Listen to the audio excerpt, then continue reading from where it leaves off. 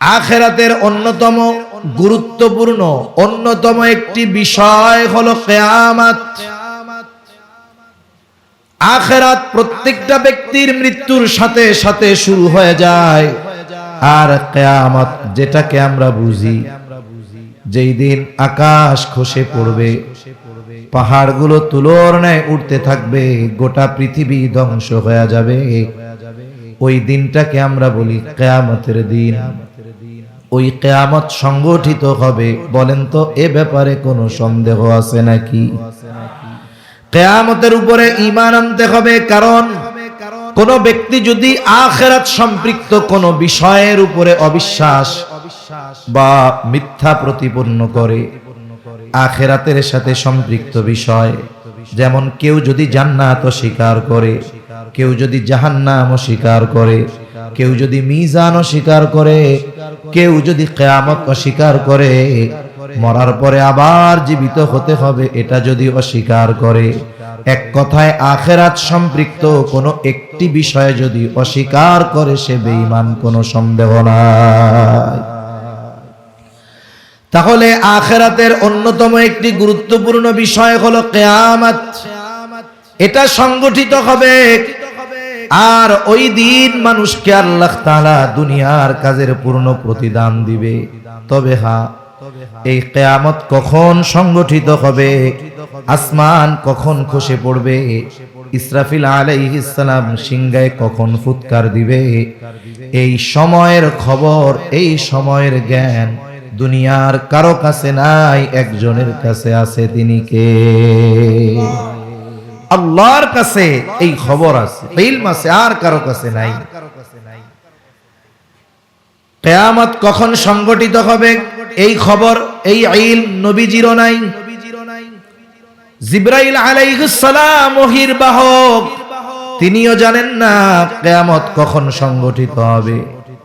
এজন্য আল্লাহ জানায় দেন, ইন্নাল্লাহা ইনদাহু ইলমুস সাআহ, আল্লাহ তাআলার কাছেই কিয়ামতের ইলম। আমাদের দেশে কিছু ভাই আছে যারা নবীজিকে মুহাব্বত করতে করতে এমন এক পর্যায়ে চলে যায় যে আল্লাহর সমকক্ষ হিসাবে দাঁড় করায় দেয়। ওই ভাইগুলো নবীজিকেও আলিমুল গায়েব বলে, আর যারা নবীজিকে আলিমুল গায়েব বলে না, ওই ভাইগুলো তাদেরকে নবীর দুশমন বলে গালি দেয়। আছে না নাই বলেন? আছে। অথচ কিয়ামত সংগঠিত কখন হবে নবীজি জানেন না। একটা প্রসিদ্ধ হাদিস আছে, হাদিসকে বলা হয় হাদিসে জিবরিল, আর এক নাম হলো উম্মুস সুন্নাহ। লম্বা হাদিস। জিবরাইল আলাইহিস সালাম মানবাকৃতিতে সাহাবায়ে কেরামকে দ্বীনের মৌলিক বিষয়গুলো শিক্ষা দেওয়ার জন্য নবীজির কাছে আসছেন। অনেকগুলো প্রশ্ন করেছেন, ইসলাম কি, ঈমান কি, ইহসান কি। এই ধারাবাহিকতায় জিবরাইল আলাইহিস সালাম মানবাকৃতিতে নবীজির সামনে হাঁটুর সাথে হাঁটু লাগায় বসা, জিজ্ঞাসা করতেছে কিয়ামত কখন হবে। নবীজি সাল্লাল্লাহু আলাইহি ওয়াসাল্লাম জবাব দিলেন, মাল মাসউলু আনহা বিআ'লামা মিনাস সাইল। নবীজি জানা দিলেন, মাল মাসউলু আনহা বিআ'লামা মিনাস সাইল, এই ব্যাপারে যাকে জিজ্ঞাসা করা হয়েছে তিনি জিজ্ঞাসা করনেওয়ালার চাইতে বেশি জানেন না। নবীজি তো তারে চিনছে যে এই যে ফেরেশতা জিবরাইল আলাইহিস সালাম, তার মানে জিবরাইল আলাইহিস সালামও জানেন না, নবীজিও জানেন না যে কিয়ামত কখন সংগঠিত হবে। তবে কিয়ামতের কিছু আলামতের কথা নবীজি সাল্লাল্লাহু আলাইহি ওয়াসাল্লাম আমাদেরকে জানায় দিয়েছেন। আমি সেই আলামত সম্পৃক্ত একটি হাদিস আপনাদের খেদমতে পাঠ করেছি। নবীজি সাল্লাল্লাহু আলাইহি ওয়াসাল্লাম এই হাদিসের মধ্যে 6টা বিষয়ের কথা উল্লেখ করেছেন। কয়টা বিষয় একটু জবান খুলে বলেন। আপনাদের ঘুম আসতেছে নাকি? আপনাদের নয় না আসে, ওনাদের তো আসতে পারে। তাকবীর দেন সামনে যারা আছেন, নারায়ে তাকবীর। আরো জোরে দেন না, নারায়ে তাকবীর। আওয়াজ ডাইন বাম থেকে আসছে, সামনে থেকে কমই আইছে মনে হয়। এবার সামনে যারা আছেন আপনারা কিছু বলেন না, আপনারা একটু তাকবীর দেন, নারায়ে তাকবীর। এইবার মনে হইছে যে আওয়াজ একটু হইছে মনে হয়। 6টা বিষয়ের কথা নবীজি এই হাদিসের মধ্যে বলছেন। قال رسول الله صلى الله عليه وسلم لا تقوم الساعة حتى يقبض العلم। নবীজি সাল্লাল্লাহু আলাইহি ওয়াসাল্লাম বলেন, কিয়ামত ততক্ষণ পর্যন্ত সংগঠিত হবে না যতক্ষণ না ইলম উঠায়া নেওয়া হবে। তার মানে কিয়ামতের আগে আল্লাহ তাআলা ইলম উঠিয়ে নেবেন। ইলম না উঠিয়ে নেওয়া পর্যন্ত কিয়ামত সংগঠিত হবে না। ছোটবেলায় আমরাও গল্প শুনতাম, কিয়ামতের আগে কোরআন হাদিস উঠায় নিয়ে যাওয়া হবে। মানুষেরা খুব চটকদার আর মজার মজার গল্প বলতো। গল্পটা একটু শোনাই আপনাদের। মনে হয় অনেক ওয়াজ মাহফিলেও এমন বলতো যে কিয়ামতের আগে কোরআন হাদিস আল্লাহ উঠায় নিয়ে যাবে। কেমনে উঠাবে? বলে একদিন ফজরের নামাজের সময় ইমাম নামাজের জন্য দাঁড়াবে, তাকবীরে তাহরিমা আল্লাহু আকবার দিয়া হাতটা বাঁধবে, সানা পাঠ করবে, আউযু বিল্লাহ বিসমিল্লাহ পাঠ করবে, এরপরে পড়বে সূরা ফাতিহা, তাই না? কিন্তু আউযু বিল্লাহ বিসমিল্লাহ পড়বার পর ইমাম সাহেব আর সূরা ফাতিহা পড়তে পারবে না, থেমে যাবে, স্টপ হয়ে যাবে। স্বাভাবিকভাবে ইমাম যদি পড়া ভুলে যায়, পেছন থেকে মুক্তাদি স্মরণ করায় দেয়। অবস্থা এমন, ইমাম ও সূরা ফাতিহা ভুলে গেছে, পড়তে পারে না। পেছন দিকের মুসল্লিরাও সব ভুলে গেছে। এইবার ইমাম নামাজ ছাইড়া মসজিদের তাক থেকে কোরআনটা বের করবে, বের করে কোরআনের পাতা খুলবে সূরা ফাতিহা দেখার জন্য। কিন্তু পাতা উল্টায়া দেখবে কোরআনের সব পাতাগুলো সাদা হয়ে গেছে। সব পাতা কি হয়ে গেছে? সাদা হয়ে গেছে। সব হাদিস কোরআন এগুলো সব সাদা হয়ে যাবে। এই গল্প আমরা শুনতাম। কিন্তু নবীজি সাল্লাল্লাহু আলাইহি ওয়াসাল্লাম জানায় দেন, আল্লাহ তাআলা বান্দার অন্তর থেকে একত্রে ইলম উঠায় নেন না। তাহলে আল্লাহ তাআলা কিয়ামতের আগে ইলম কেমনে উঠায় নিবে? নবীজি বলেন, ওয়ালাকিন ইয়াকবিযুল ইলমা বিকবজিল উলামা, বরং আল্লাহ তাআলা আলেমদেরকে উঠিয়ে নেওয়ার মাধ্যমে আল্লাহ ইলম উঠায় নিবে। আমাদের সমকালীন সময়ে যে আলেমরা দুনিয়া থেকে চলে গেছে, বিশেষ করে 2020 থেকে 25 পর্যন্ত, এই 20 সাল থেকে 25 সাল চলতেছে, এই 5 বছরে বাংলাদেশের শীর্ষস্থানীয় বুজুর্গ উলামা হযরত কাছাকাছি সময়ে সবচেয়ে বেশি বিদায় নিছে। এর আগে তো গেছেই, এই সময়টাতে বেশি গেছে। এর আগে যারা গেছেন, শাইখুল হাদিস আল্লামা আজিজুল হক রাহমাতুল্লাহি আলাইহি, খতিব উবাইদুল হক রাহমাতুল্লাহি আলাইহি, মুফতি ফজলুল হক আমিনী রাহমাতুল্লাহি আলাইহি, আহমদ শফি দামাত বরকাতুহুমুল আলিয়া, জুনাইদ বাবু নগরী রাহমাতুল্লাহি আলাইহি, মুফতি আব্দুস সালাম চটগামী রাহমাতুল্লাহি আলাইহি। এই রকম একের পর এক দেশ বিখ্যাত জগৎ বিখ্যাত আলেমদের কথা বলা যাবে। এই আলেমরা দুনিয়া থেকে চলে গেছে, বলে শাইখুল হাদিস গেছে, কিন্তু ওনার মতো পরিপূর্ণ ব্যক্তিত্ব সম্পন্ন একজন মানুষ নাই। আহমদ শফি চলে গেছে, চেয়ার শূন্য, জায়গা শূন্য, বলে ওনার মতো আহমদ শফি আর নাই। জুনাইদ বাবু নগরী চলে গেছে, বলে ওনার স্থান পূর্ণ করার মতো আরেকজন জুনাইদ বাবু নগরী নাই। জুনাইদ বাবু নগরীর ইলমি বুঝ, আহমদ শফি রহমাতুল্লাহি আলাইহির ইলমি বুঝ, শাইখুল হাদিস রহমাতুল্লাহি আলাইহির ইলমি বুঝ যতটা, বলে এখনকার সময়ে ওনাদের মতো বুঝওয়ালা আলেম আছে নাকি? এইভাবে আলেমদের নিয়ে যাওয়ার মাধ্যমে, তাদের মৃত্যুর মাধ্যমে দুনিয়া থেকে আল্লাহ তাআলা ইলম উঠায় নিয়ে যায়। এরপরে কি হবে? বলে মানুষেরা জাহেলদেরকে তাদের নেতা বানাবে। যে কোনো প্রয়োজনে মাসলা মাসাইল ওই জাহেল মূর্খদের কাছে জিজ্ঞাসা করবে। ওই জাহেল ফতোয়া দিবে, ওই ফতোয়ার অনুসরণ করবে যারা, তারাও পথভ্রষ্ট হবে, আর ওই জাহেল নিজেও পথভ্রষ্ট হবে। এজন্য কিয়ামতের আগে ইলম উঠে যাবে। তবে উঠবে কেমনে?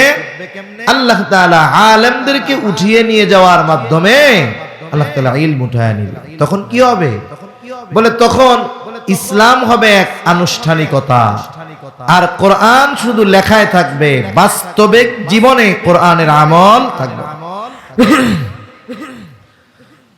قال رسول الله صلى الله عليه وسلم يوشك أن يأتي على الناس زمان لا يبقى من الإسلام إلا اسمه ولا يبقى من القرآن إلا رسمه।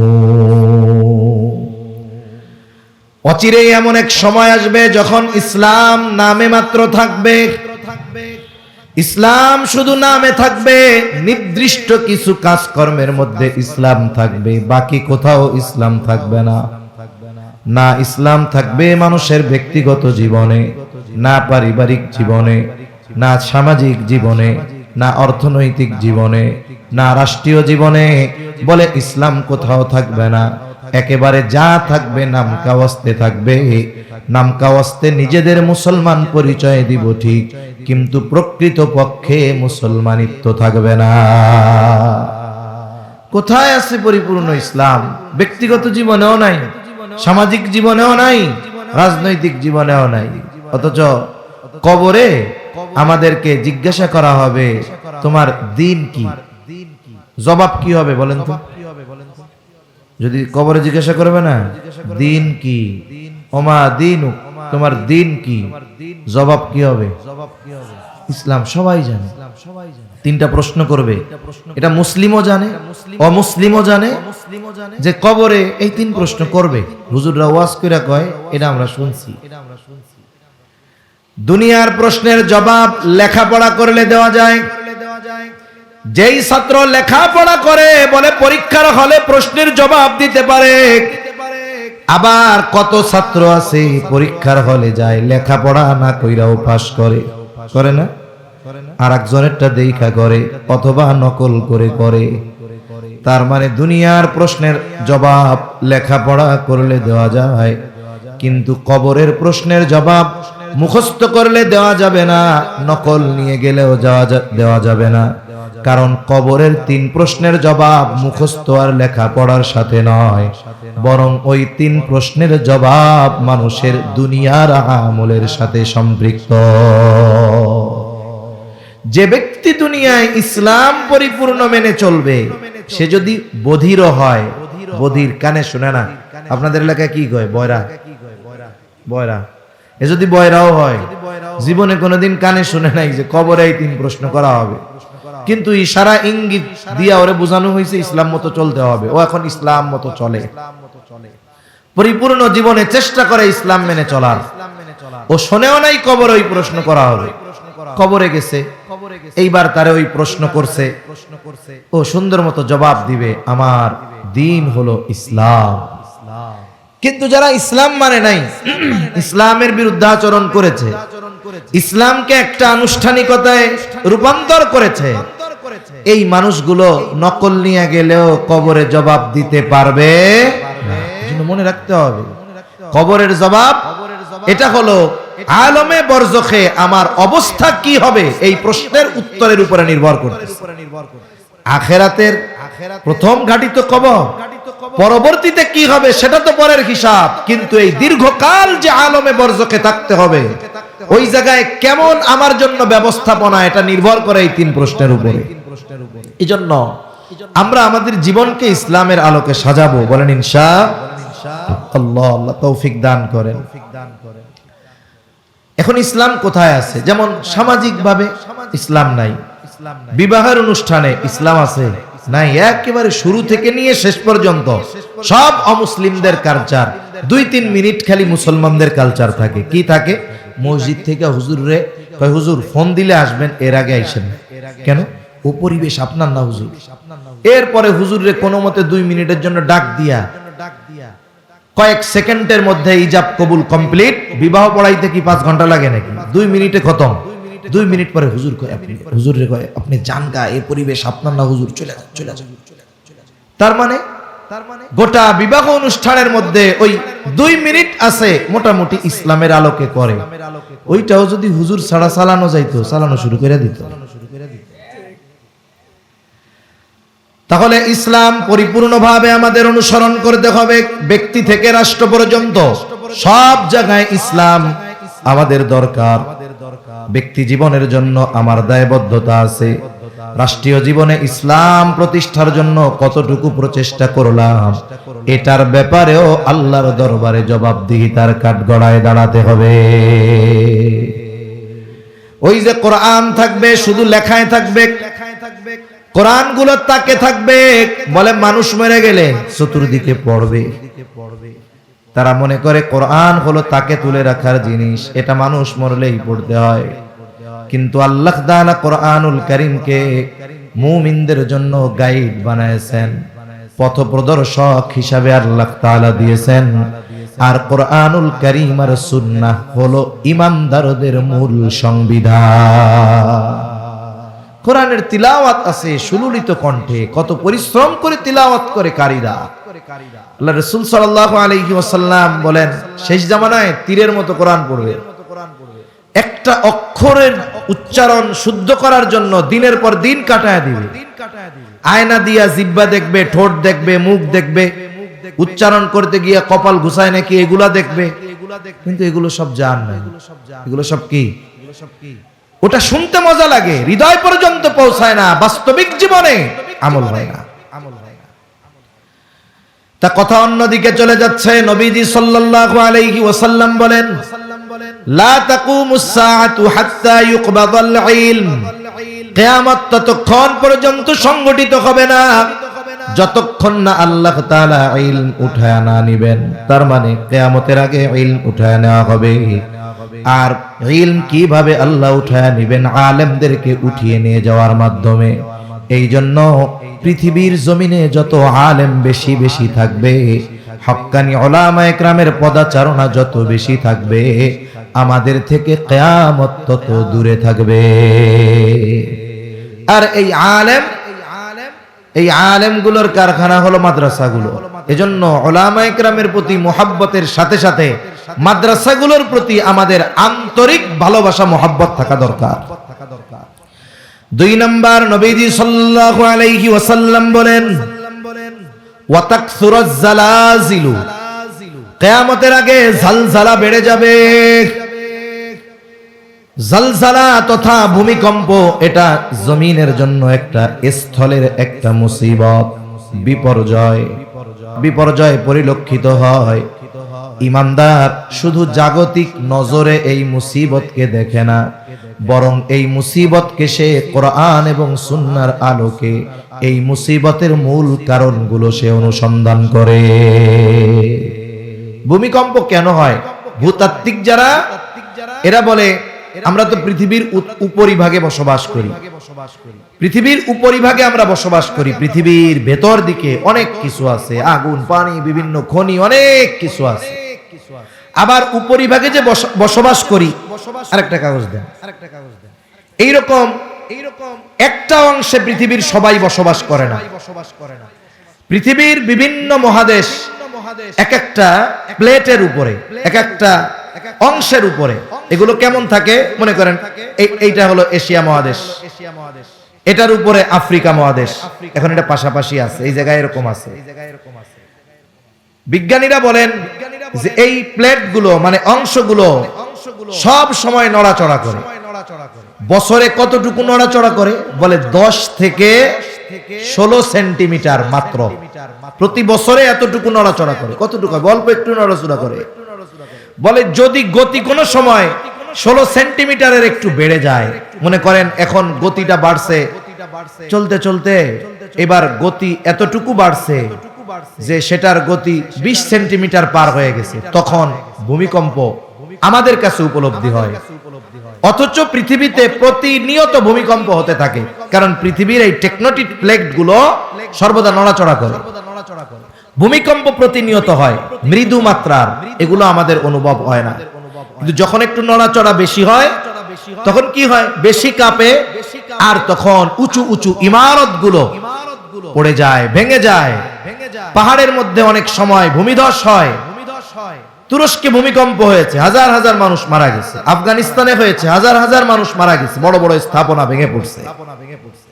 থাইল্যান্ড মায়ানমার সীমান্তে কিছুদিন আগে হয়েছে, উঁচু উঁচু বিল্ডিং গুলো এরকম বাতাসে যেমন গাছ নড়ে এরকম নড়তেছে। বিজ্ঞানীরা তো বলে টেকটনিক প্লেট নড়াচড়া করছে বেশি, টেকটনিক প্লেট নড়াচড়া বেশি করছে, এই জন্য নড়ছে।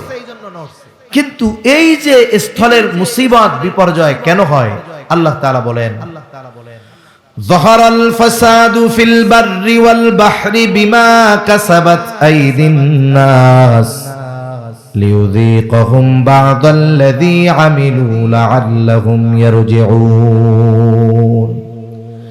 আল্লাহ রাব্বুল আলামিন বলেন, জল স্থলের যত বিপর্যয় এগুলো মানুষের হাতের কামাই। তার মানে আমাদের কর্মের কারণে জল স্থলে মুসিবত দেখা দেয়।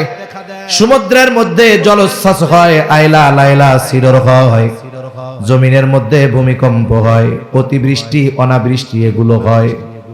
আল্লাহ তাআলা আমাদের পাপের কারণে এইগুলা দেন, তবে আমাদেরকে সমূলে শেষ করে দিতে চান না, বরং এই সামান্য বিপর্যয় দিয়ে আমাদেরকে সতর্ক করে দেন।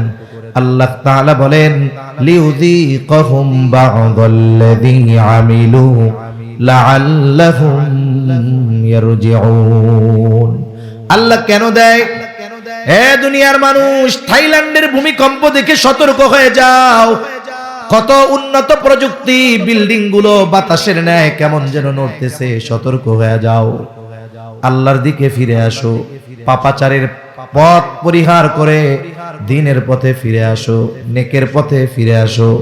মূলত আল্লাহ আমাদের পাপাচার যখন একটু বেড়ে যায়, এই ধরনের মুসিবত দিয়ে, বিপর্যয় দিয়ে আল্লাহ আমাদের সতর্ক করে দেয়।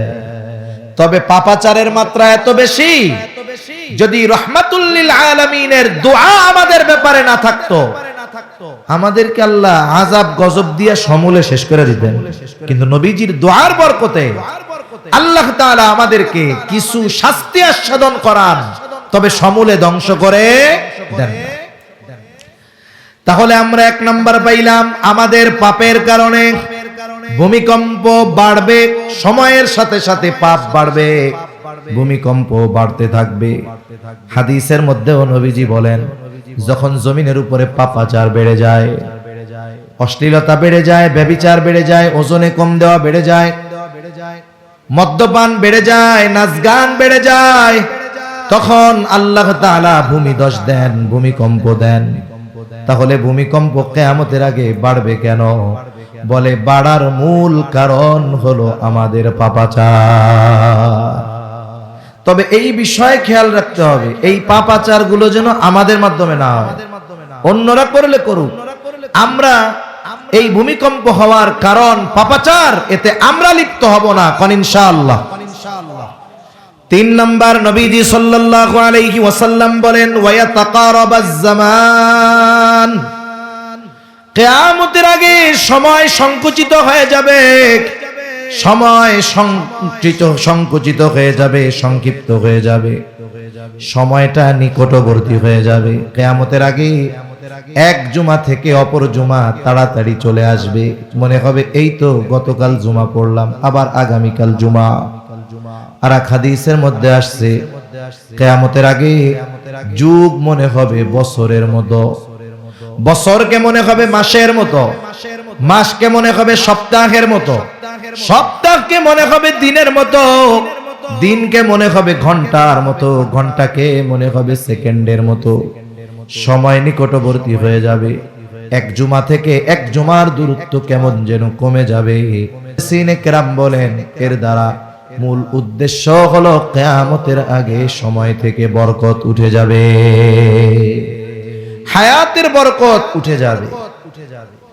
জাস্টিস মুফতি তকি উসমানী দামাত বারাকাতুহুমুল আলিয়া সময়ের মূল্যায়ন সম্পর্কে বয়ান করতে গিয়ে বলেছেন, সময় হলো এমন এক জিনিস ব্যক্তির কর্মের উপরে নির্ভর করে সময় প্রশস্ত হবে নাকি সংকুচিত হবে। কোন মানুষ যদি সময়কে ভালো কাজে অতিবাহিত করে তাহলে তার সময়ের মধ্যে আল্লাহ তাআলা বরকত দিবে। কাপটা গ্লাস আছে। সময় যদি কেউ ভালো কাজে অতিবাহিত করে সময়ের মধ্যে আল্লাহ কি দিবে? বরকত দিবে। আপনারা আরেকবার তাকবীর দেন, ঘুম আসতেছে মনে হয়। নারায়ে তাকবীর, আরো জোরে নারায়ে তাকবীর। একটু হাত দুইটা একটু নাড়া দেন তো, এরকম একটু নাড়া দেন, ব্যায়াম ট্যাম করে। হ্যাঁ, সজাগ আছেন তো? মাশাআল্লাহ। বেশি সময় কষ্ট দিব না। তাহলে সময় প্রসারিত হয় কিসের মাধ্যমে? ভালো কাজের মাধ্যমে। ভালো কাজ করতে গেলে মনে হবে যে অনেক সময় লাগতেছে, কিন্তু কেউ যদি অহেতুক কাজে লিপ্ত হয় দেখবেন সময় খুব তাড়াতাড়ি চলে যায়। এখন ভালো কাজে সময় যে লম্বা হয়, আমি একটা উদাহরণ দেই। মনে করেন এক মসজিদে ইমাম সাহেব ফজরের নামাজ পড়াইতে সময় লাগে তার 10 মিনিট। কয় মিনিট? এখন এমন এক জামানা প্রত্যেক মসজিদে একেবারে মুসল্লিদের সামনে বরাবর প্রায় মসজিদে ঘড়ি থাকে, থাকে না? এজন্য অসুবিধা কি জানেন? ইমাম সাহেব বয়ান করে জুমার দিন, মনে করেন 1:15 হলো একটা সময়, কিন্তু ঘড়ির কাঁটায় সময় বা ওই যে বোর্ডে সময় দেওয়া আছে যে জুমা 1:15 বা 1:20 সময় দেওয়া থাক, কিন্তু ওই মসজিদে জামাত শুরু হবে কখন এটা ওই ঘড়ির কাঁটার উপরে নির্ভর করে না, ইমামের ইচ্ছার উপরে নির্ভর করে। ঠিক কিনা বলে? কিন্তু যখনই 1:15 বাজবো কেউ কেউ এরকম তাকাইবে, হুজুরের দিকে একবার, ঘড়ির দিকে একবার। আছে না নাই? আবার কতজন করবে কি সুন্দর মতো, যেই হবে আসরের রক্ত নামাজ 4:15-তে ইমাম সাহেব আসে নাই অথবা বসে আছে, যেই 4:14 49 সেকেন্ড উনি দাঁড়ায় যাবে এরকম। আপনারে দাঁড়াইতে কইছে কেডা? ইমামের আগে আপনি দাঁড়ান কেন? এই অধিকার আপনারে কে দিয়েছে? ইমাম যতক্ষণ না দাঁড়াবে নামাজের জন্য, মুসল্লি নামাজের জন্য দাঁড়াবে না। এটাই আদব। ঘড়ি তো সামনে থাকে। এখন ইমাম সাহেব যখন নামাজ শুরু করে এরপরে ঘড়ির দিকে তাকায়, একটা হিসাব আছে। ইমাম সাহেব যদি 5:20 নামাজ শুরু করে তাইলে 5:24 সময় সে রুকুতে যায় ফজরের নামাজে, কিন্তু আজকে 4:24 পার হয়ে 5:25 26 এখনো রুকুতে যায় না। কিরে? ইমাম সাহেব চিন্তা করছে অন্যান্য দিন সূরা দাহার দিয়ে 2 রাকাত পড়াই, আজকে সূরা দাহার দিয়ে 1 রাকাত পড়াবো, সময় একটু বেশি লাগবে না? লাগবে।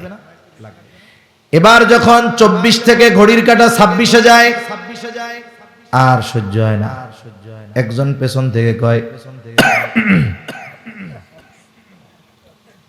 ইমাম সাহেব কেরাত চলতেছে, পাশের থেকে এবার আরেকজন বলে,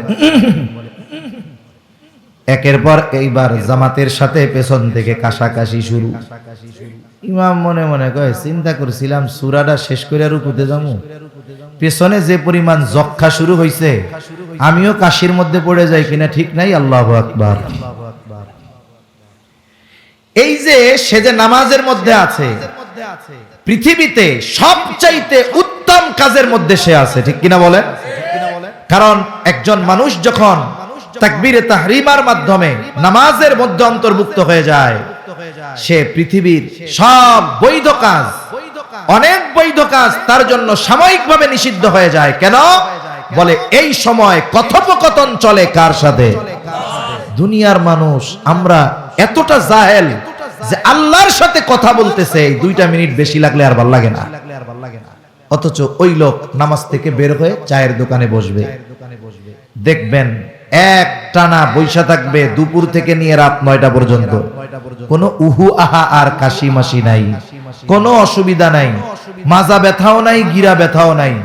এই যে সময়টা যে চার দোকানে কাটাচ্ছে, হয়তো গুনার মাধ্যমে, না হয় গীবতের মাধ্যমে, না হয় অহেতুক কোনো কথা কাজের মাধ্যমে, এই সময়টা দ্রুত চলে যায়, ওটা বরকত শূন্য হয়ে যায়। আর যেই কাজগুলো আমরা কোরআন তিলাওয়াত করি, নামাজ পড়ি, মসজিদে থাকি, বলে এই সময়গুলো আমার আপনার কাছে লম্বা সময় লাগে। কেন? বলে সময় অল্প হলেও ওই সময়ের মধ্যে আল্লাহ বরকত দেয়। এজন্য তাকি উসমানী দামাত বারকাতুহুমুল আলিয়া বলেন, মানুষ ভালো কাজ, নেক কাজের মাধ্যমে সময়ের বরকত লাভ করে, সময়টা প্রশস্ত হয়ে যায়। আর যদি অহেতুক গুনার কাজ, টেলিভিশন, মোবাইল, ফেসবুক দেখে সময় কাটায়, বলে মুহূর্তের মধ্যে সময় থেকে বরকত উঠে যায়, খুব দ্রুততার সাথে সময়গুলো চলে যায়। অথচ এই সময় এই দুনিয়ায় দামি নেয়ামত গুলার মধ্যে অন্যতম এক দামি নেয়ামত। সময়ের কত দাম, হায়াতের কত দাম, এটা বুঝতে পারবো যখন মারা যাব। তখন দুনিয়াতে যেই মানুষগুলো এই হায়াত তথা সময়ের কদর করে নাই, মূল্যায়ন করে নাই, এরাও মারা যাওয়ার পর সময়ের মূল্য বুঝতে পারবে। কিন্তু তখন কিছু করার আছে? জোরে বলেন, তখন কিছু করার থাকবে? থাকবে। আল্লাহ তাআলা কোরআনুল কারীমের মধ্যে বলেন, وَأَنفِقُوا مِمَّا رَزَقْنَاكُم مِّن قَبْلِ أَن يَأْتِيَ أَحَدَكُمُ الْمَوْتُ। আল্লাহ তাআলা বলেন, তোমাদেরকে যেই রিজিক দেওয়া হয়েছে মৃত্যু আসার পূর্বে তা থেকে তোমরা ব্যয় করো, দান সাদকা করো। যদিও এই জায়গায় শুধু একটা আমলের আদেশ, কিন্তু মুফাসসিরিনে কেরাম বলেন উদ্দেশ্য হলো মৃত্যু আসার আগে তোমরা সৎ কর্ম করো, নেক কর্ম করো, ভালো কাজ করো। যেই লোকগুলো আল্লাহ তাআলার এই প্রত্যাদেশ অনুযায়ী দুনিয়ার হায়াত অতিবাহিত করে নাই, ওই লোকটা যখন মৃত্যু হয়ে যাবে, মৃত্যুর পরে যে মাইয়াত, মুর্দা, এটা কিন্তু কথা বলে, কিন্তু আমরা শুনতে পারি না। যদি নেককার হয় তাইলে সে বলে, আমারে তাড়াতাড়ি গোসল দিয়া আমার আসল গন্তব্যে দিয়ে আসো। এখন এই যে মাইয়াত যে কথা বলে, এই কথার আওয়াজ যদি মানুষেরা শুনতে পাইতো, নবীজি বলেন তাহলে মানুষেরা ভয়ে লাশ গোসল দাফন দেওয়া বন্ধ করে দিত। ও কথা বলে, আমরা না শুনলেও শুনে কে? এখন ওই মানুষগুলো যারা দুনিয়ার হায়াতে ভালো কাজ করে নাই, দান সদকা করে নাই, চার দোকানে বৈশা আড্ডা মাইরা সময় কাটায় দিছে, ওই মানুষগুলো মরার পরে কথা বলবে। কি কথা বলবে?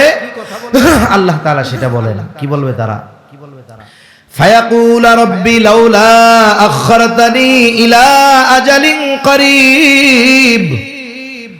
ও তখন আকুতি মিনতির সাথে আল্লাহর কাছে বলবে, ও আমার রব, আমাকে কিছু সময়ের জন্য অবকাশ দেন, আবার একটু দুনিয়ায় যাওয়ার সুযোগ দেন।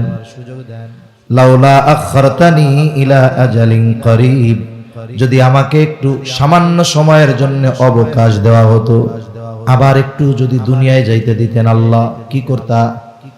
বলে ফাসাদদাকা ওয়া আকুম মিনাস সালিহিন, আপনি আমাকে যেই সম্পদ দিয়েছিলেন তা থেকে আমি অকাতরে দান করতাম, এত বেশি নেক কর্ম করতাম যে সৎ কর্মশীলদের অন্তর্ভুক্ত হয়ে যেতাম।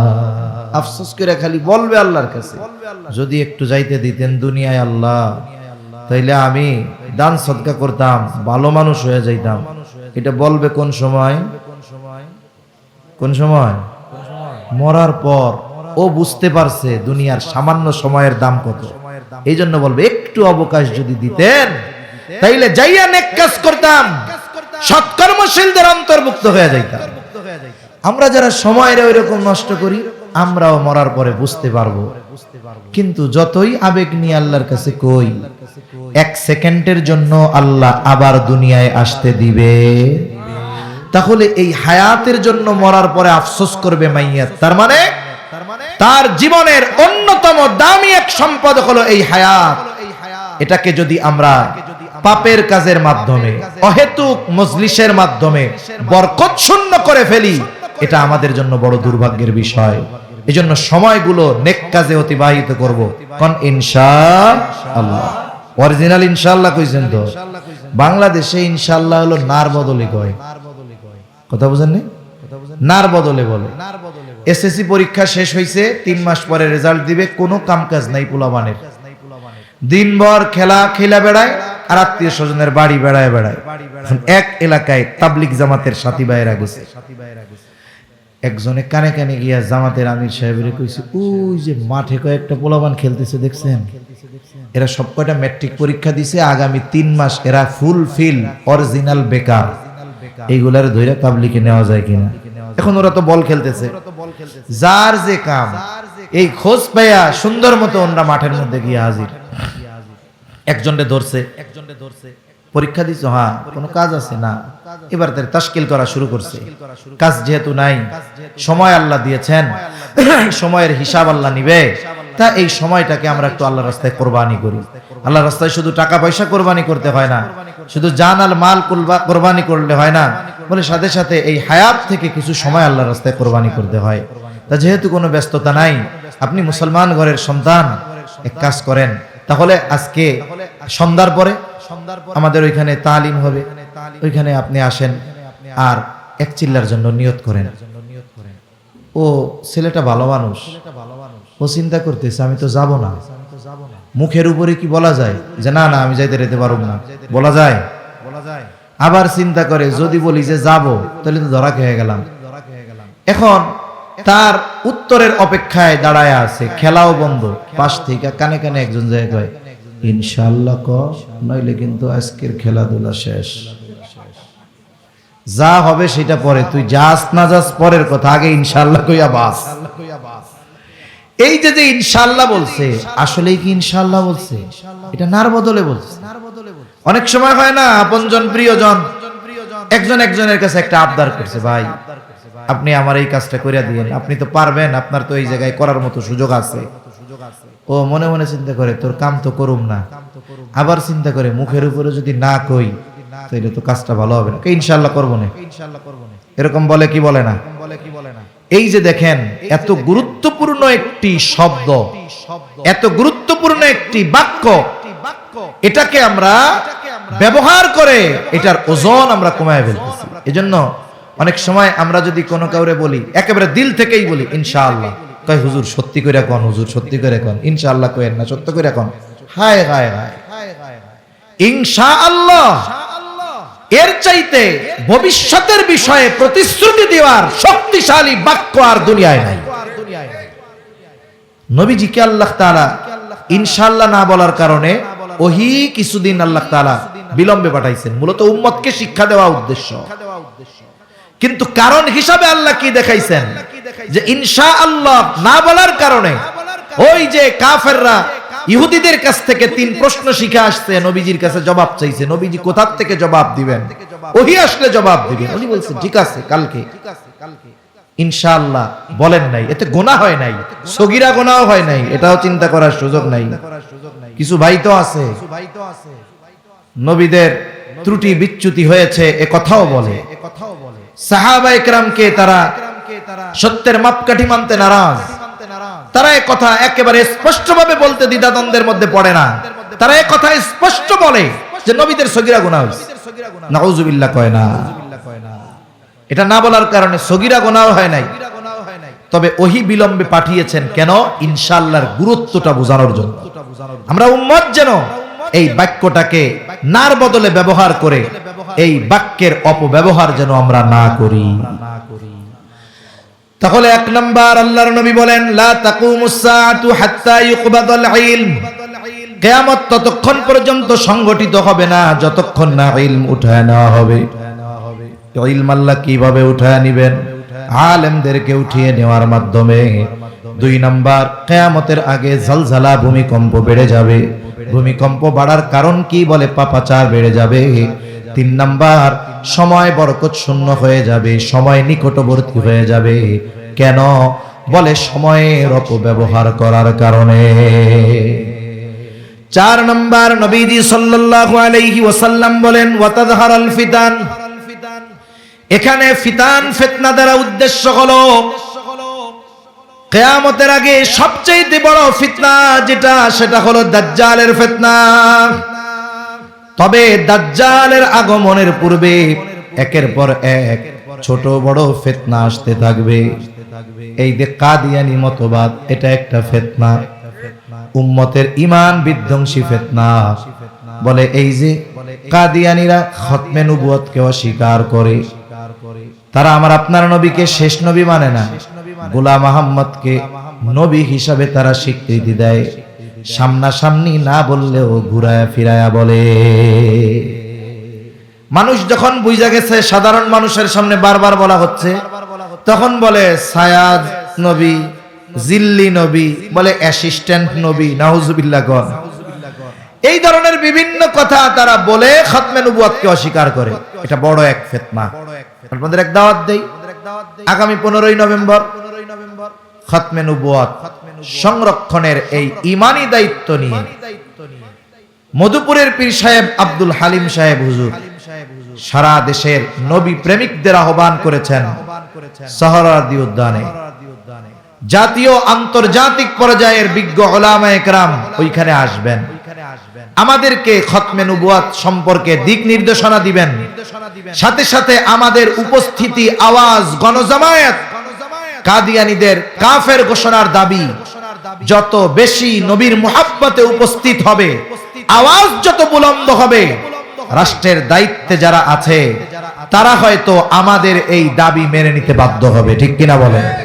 এজন্য আপনাদের দাওয়াত, ঈমানের দাবি, নবীর মুহাব্বতে আমরা যদি একটু হাজিরা দেই, আর এটা যদি আল্লাহর জন্য হয়, নবীর মুহাব্বতে হয়, আল্লাহ চাইলে এতটুকু যাওয়া কিয়ামতে আমার আপনার নাজাতের কারণ হতে পারে।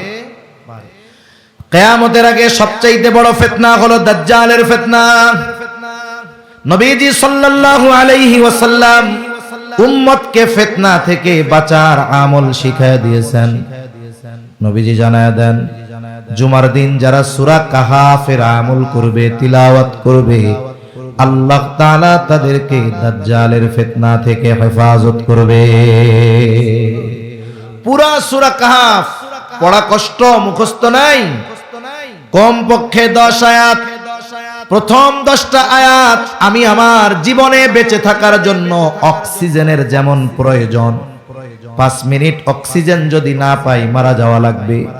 বেঁচে থাকার জন্য শ্বাস প্রশ্বাস যেমন জরুরি, সূরা কাহাফের আমল আমরা আমাদের জীবনের জন্য ওই রকম জরুরি বানায় নিব। প্রয়োজনে জুমার দিন পড়তে পারেন না, মুখস্থ নাই, চালু নাই, আপনি আপনার ইমাম সাহেবের কোন যে হুজুর জুমার পরে অথবা জুমার আগে আপনি আমাদেরকে এই সূরাটা তিলাওয়াত করে শুনান। আমরা শুনে শুনে বা দেখে দেখে এটাকে শুদ্ধ করি, আর এটাই পড়ায় অভ্যস্ত হই। বারবার শুনতে শুনতে এটা চালু হয়ে যাবে, মুখস্থ হয়ে যাবে। এই আমল আমরা করব তো ইনশাআল্লাহ। বুজুর্গানে দিন বলেন, যেই আমল দাজ্জালের মতো মহা ফিতনা থেকে উম্মতকে হেফাজত করতে পারে, বলে সেই আমল আশা করা যায় দাজ্জাল আগমনের আগে যত ধরনের ফিতনার আগমন ঘটবে, উম্মতকে সব ধরনের ফিতনা থেকে হেফাজত করবে। 5 নাম্বার, নবীজি সাল্লাল্লাহু আলাইহি ওয়াসাল্লাম বলেন, ওয়াতাকফুরাল হারাজ, কিয়ামতের আগে হত্যাকাণ্ড বেড়ে যাবে। সাহাবায়ে কেরাম নবীজি সাল্লাল্লাহু আলাইহি ওয়াসাল্লামকে বলল, ইয়া রাসূলুল্লাহ, আমরা তো প্রতি বছর হাজার হাজার মুশরিকদের হত্যা করি যুদ্ধের ময়দানে, এটা কি হারাজ? নবীজি বলেন, না, ওয়াহুয়াল কাতলুল কাতাল, এটা হলো পারস্পরিক হত্যাকাণ্ড।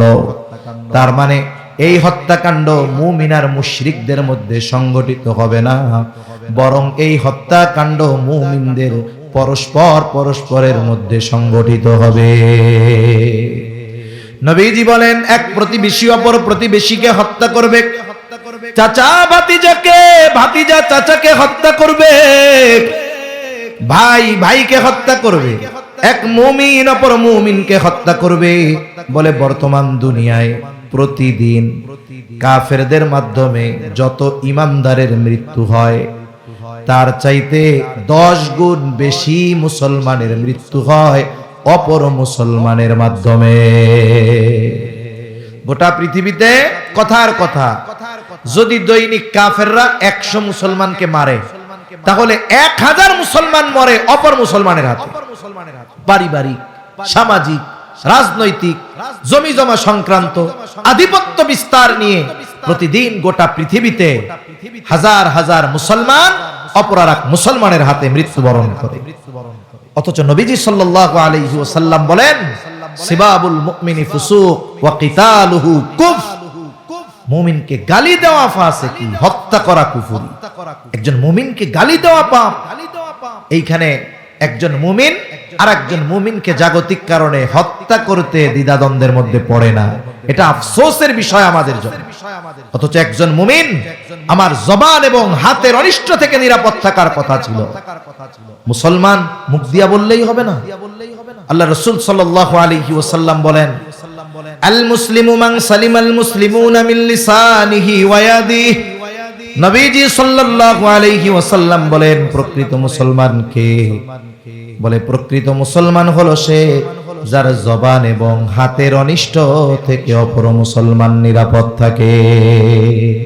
এখন দেখতে হবে আমার জবানের মাধ্যমে কোনো মুসলমান কষ্ট পায় কিনা, আমার কথার মাধ্যমে কষ্ট পায় কিনা, আমার হাতের মাধ্যমে, সেটা লেখনীতে হতে পারে, ফেসবুকে হতে পারে, কলম দিয়ে হতে পারে, হাত দিয়ে আঘাত করার দ্বারা হতে পারে, যে কোনো মুসলমান আমার কোনো আচরণে কষ্ট পায় কিনা। যদি আমার দ্বারা বিনা কারণে দ্বীনের স্বার্থ নাই এমন বিষয়ে যদি অপর মুসলমান আমার আপনার কথার দ্বারা, কাজের দ্বারা, হাতের দ্বারা কষ্ট পায়, বুঝতে হবে আমি আপনি গরু খাওয়া মুসলমান হয়েছি, প্রকৃত মুসলমান হতে পারি নাই। সেজন্য সাবধান। বিভিন্ন দল মতাদর্শ থাকবে, গ্রাম্য দ্বন্দ্ব থাকে, ঘরের মধ্যে দ্বন্দ্ব থাকে, বিভিন্ন দল উপদল দ্বন্দ্ব আছে না, মতাদর্শের পার্থক্য আছে। খবরদার, এইগুলোকে কেন্দ্র করে আমি আর এক মুসলমানের জন্য শত্রু হয়ে দাঁড়াবো না, কষ্টের কারণ হয়ে দাঁড়াবো না। কারণ মুসলমান মুসলমানের ভাই, একজন প্রকৃত মুসলমান তার ভাইয়ের গায়ে জাগতিক কারণে আঘাত করতে পারে না। কিয়ামতের আগে হত্যাকাণ্ড এত পরিমাণ বাড়বে, নবীজি সাল্লাল্লাহু আলাইহি ওয়াসাল্লাম বলেন, যাকে হত্যা করা হবে সে জানবে না কেন আমাকে হত্যা করা হলো, আর যারা হত্যা করবে তারাও জানবে না কেন আমরা হত্যা করলাম। কিয়ামতের আগে এই হারজ বেড়ে যাবে। 6 নম্বর, নবীজি সাল্লাল্লাহু আলাইহি ওয়াসাল্লাম বলেন, হাত্তা ইয়াকসুরা ফীকুমুল মালু ফায়াফিদু। কিয়ামতের আগে মানুষের ধন সম্পদ এত পরিমাণ বাড়বে যে মানুষের সম্পদ উপচিয়ে পড়বে। মুহাদ্দিসিনে কেরাম বলেন, এই অবস্থা হবে ঈসা আলাইহিস সালামের সময়। গোটা পৃথিবীতে ইসলাম পৃথিবীর আনাচে কানাচে সব জায়গায় পৌঁছিয়ে যাবে। পৃথিবীতে একটা মানুষও থাকবে না যে সে অমুসলিম। ওই সময় মুসলমানদের সম্পদ এত পরিমাণ বাড়বে যে মানুষ দান সাদকা যাকাত দেওয়ার মতো কোনো মানুষ খুঁজে পাবে না। এই পরিস্থিতিগুলো সংগঠিত যতক্ষণ না হবে ততক্ষণ ওই কিয়ামত সংগঠিত হবে না। কোন কিয়ামত? যেই কিয়ামতের ইলম একমাত্র কার কাছে? আরো জোরে বলেন, কার কাছে? কথা শেষ। আয়াতের দিকে চলে যাই। আল্লাহ তাআলা বলেন, ইন্নাল্লাহা ইনদাহু ইলমুস সাআহ। নিশ্চয়ই আল্লাহ তাআলার কাছে কিয়ামতের জ্ঞান। এরপরে আল্লাহ তাআলা বলেন, ওয়া ইউনাজ্জিলুল গায়থ। তিনি বৃষ্টি নামান। বৃষ্টি নামায় কে? মেঘ হলেই বৃষ্টি হয় না, বরং আল্লাহ হুকুম দিলেই বৃষ্টি হয়। এই জন্য অনেক সময় আমরা দেখি দুপুরবেলা গোটা আকাশ মেঘাচ্ছন্ন হয়ে গেছে, কেমন যেন মনে হয় রাত 12টা। আমরা চিন্তা করি এই বুঝি তুমুল এক ঝড় হবে, এমন বৃষ্টি নামবে, নদী নালা সব ভরে যাবে। ভয়ে বাড়ি ফিরলাম, ঘরে ঢুকলাম, একটু পরে আকাশ পরিষ্কার। ঠিক না? আবার মাঝে মধ্যে কি হয়, কোথাও কোনো মেঘ নাই, সূর্যের আলো, প্রখর তাপ। ও আল্লাহ, এমন এক বৃষ্টি নামছে 10 মিনিট, 10 মিনিটে হাঁটু পানি। তাহলে মেঘ হলেই বৃষ্টি হয় না, বৃষ্টি দেন কে? এই শেষ সময় আল্লাহর নাম এত জোরে কইেন না, গলা নষ্ট হয়ে যাইব, এত জোরে কইেন না। বৃষ্টি দেয় কে? আল্লাহ দেয়। ওয়া ইয়ালামু মা ফিল আরহাম। মায়ের রেহেমে গর্ভে ছেলে নামে জানে কে? কইতে পারেন হুজুর, দুনিয়ায় আসার আগেই তো নাতির খবর যাই না গেছি, এটা ভুলা হইব। আমি বলি, জানছেন কখন? আল্লাহ যখন মায়ের গর্ভে আকৃতি দিয়েছে, কিন্তু ওই যে শুক্রকণা, শুক্রকীট যখন মায়ের রেহেমে গিয়েছিল, ওইটা একটা সন্তান হবে, একটা প্রাণ হবে, একটু পানি ছিল। এরপরে আল্লাহ তাআলা মায়ের থেকে চুষে চুষে নিয়ে ওই বিন্দু শুক্রকণাকে একটা রক্তপিণ্ডে তৈরি করেছেন। দুনিয়ার কোন বিজ্ঞান আছে ওই রক্তপিণ্ড রিসার্চ করে বলতে পারবে এটা ছেলে হবে না মেয়ে হবে? আছে? এরপরে আল্লাহ এটারে মাংস টুকরা বানাইছেন। কোন বিজ্ঞান আছে বলবে যে এই গোশতের টুকরাটা ছেলে হবে না মেয়ে হবে? কেউ পারবে না। 4 মাস পর আল্লাহ তাআলা আস্তে আস্তে এটারে গঠন দিয়েছে। যখন 5-6 মাস হয়েছে, এরপরে আল্ট্রাসোনোগ্রামের মাধ্যমে বলা যায় যে মায়ের গর্ভে ছেলে আছে না মেয়ে আছে। এছাড়াও মায়ের গর্ভে যেই সন্তান, এর ভাগ্যে কি আছে, হায়াত কতদিন, দুনিয়ার কেউ জানে? একমাত্র জানে কে? আল্লাহ জানে। এরপরে আল্লাহ তাআলা বলেন, ওমা তাদরি নাফসুম মাযা তাকসিবু গাদা, কেউ জানে না আগামীকাল সে কি উপার্জন করবে। হতে পারে আজকে যে ফকির কালকে সে ধনী, এখন যে ধনী আগামীকাল সে ফকির।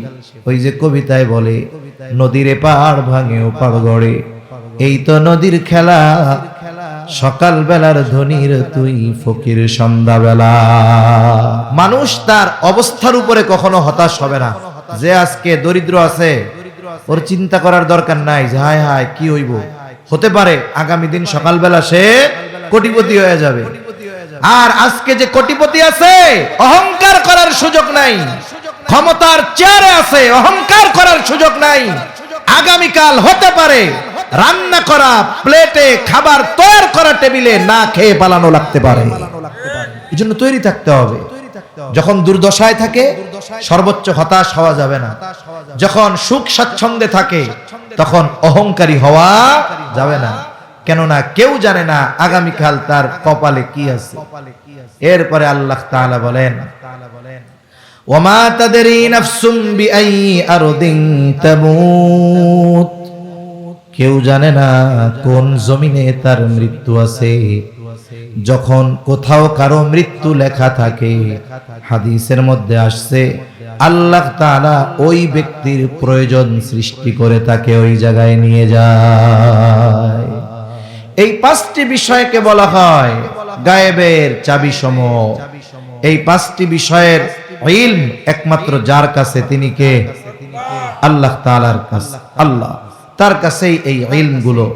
এজন্য আমরা এই পরকালের ব্যাপারে, কিয়ামতের ব্যাপারে, এই বিষয়গুলোর ব্যাপারে দৃঢ় বিশ্বাসী হব। কেন? বলে কিয়ামতের ব্যাপারে যার যত বিশ্বাস গভীর, দুনিয়ার আমল কর্ম তার তত সুন্দর। আল্লাহ সুবহানাহু ওয়া তাআলা আমাদের সবাইকে কথাগুলো বুঝবার তৌফিক দান করেন। সকলে জবান খুলে বলি আমিন। ওয়া আখিরু দাওয়ানা আনিল হামদুলিল্লাহি রাব্বিল আলামিন।